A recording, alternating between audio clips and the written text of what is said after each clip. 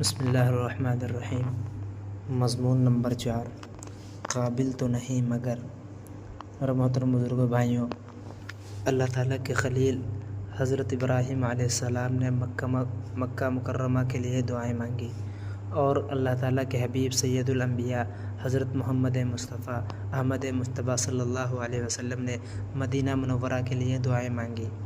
اللہ تعالیٰ نے اپنے خلیل کی دعاؤں کو بھی قبول فرمایا، اپنے حبیب کی دعاؤں کو بھی قبولیت سے نوازا، اور یوں مکہ مکرمہ اور مدینہ منورہ روئے زمین کے سب سے شہر افضل بن گئے۔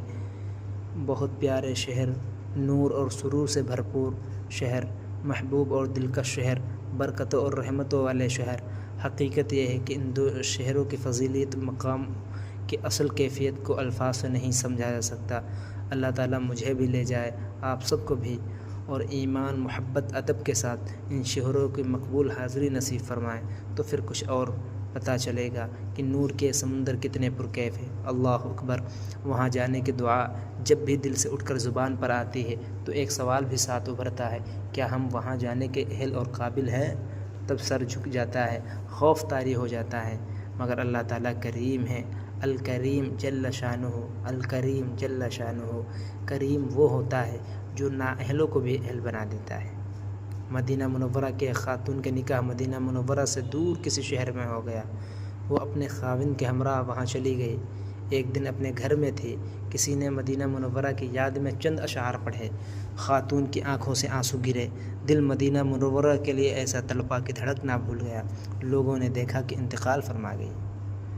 میرے بھائیوں، بے شک مدینہ منورہ بہت ہی پیارا ہے، وہ طیبہ ہے اور طابہ ہے، وہ آسمانوں سے اونچا جنت کا حصہ ہے۔ مکہ مکرمہ اور مدینہ منورہ میں حجاج کرام کا ہجوم جمع ہوتا ہے۔ مشرق، مغرب، شمال، جنوب کے مسلمان، کالے، گورے، سانولے، ہر رنگ کے مکہ مکرمہ مدینہ منورہ پہنچ جاتے ہیں۔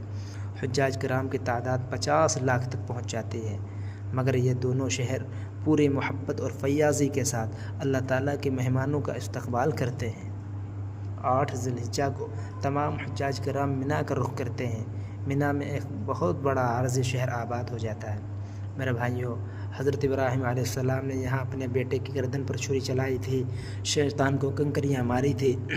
تمام حجاج کرام اخلاص والے اعمال کی نقل اتارتے ہیں۔ میرے بھائیوں، 9 ذی الحجہ کے دن میدان عرفات میں حج کا سب سے بڑا فرض ادا ہوتا ہے۔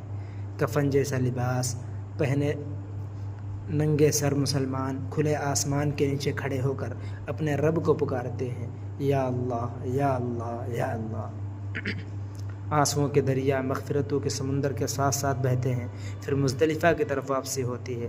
جی ہاں، مزدلفہ کی وادی میں ایک خوبصورت یادگار رات کا قیام، صبح وہاں کچھ دیر کا وقوف، پھر منا واپسی، قربانی، حلق، جمرات، پھر کعبۃ اللہ کی طواف، زیارت۔ الغرض مکہ مکرمہ مدینہ منورہ جانے والی سڑکوں پر حجاج کرام کے لمبے لمبے قافلے ہوتے ہیں۔ کئی ممالک کے حجاج کرام گاڑیوں پر آتے ہیں، آس پاس کے لوگ پیدل جاتے ہیں۔ پراکندہ بال، غبار آلود چہرے، بہتے آنسو، دنیاوی تمناؤں سے پاک دل۔ ہر تمنا دل سے رخصت ہو گئی، ہر تمنا دل سے رخصت ہو گئی، اب تو آجا، اب تو خلوت ہو گئی۔ وہ کون سی طاقت ہے جو اب تک مسلمانوں کے خلاف استعمال نہیں ہوئی؟ مجھے بتاؤ مسلمانوں کے خلاف وہ کون سی طاقت ہے جو ابھی تک دنیا کے کافروں نے استعمال نہ کی ہو؟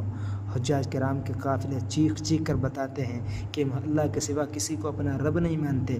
وہ کون سی سازش ہے جو اسلام کے خلاف نہیں ہوئی؟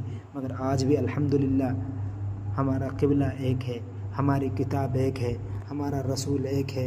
ہم مسلمان کمزور سہی، مگر اب تک ہم نے اپنے اصولوں سے سمجھوتا نہیں کیا، نہ ہی کسی میدان میں سر جھکایا ہے۔